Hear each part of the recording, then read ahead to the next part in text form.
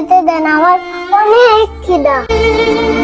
আরে ভাগ্নে, তুই এনে তোরই অবস্থা কে? আর তুই না খায় রইছস মানে? কিরে চুপ করে দাদুকে কিছু ক। তোমাদের মতো মামা যারা আছে তার তো ভিক্ষা করেই খাইবো।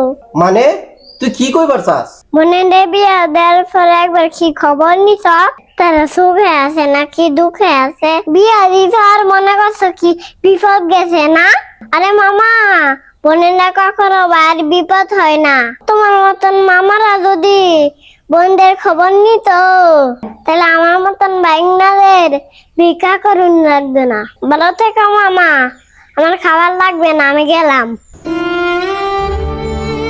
বন্ধুরা, আসলে বোনেদের খবর নিতে হয়, তাছাড়া কখনো জানতে পারবেন না আপনার বোন সুখে আছে নাকি দুঃখে আছে।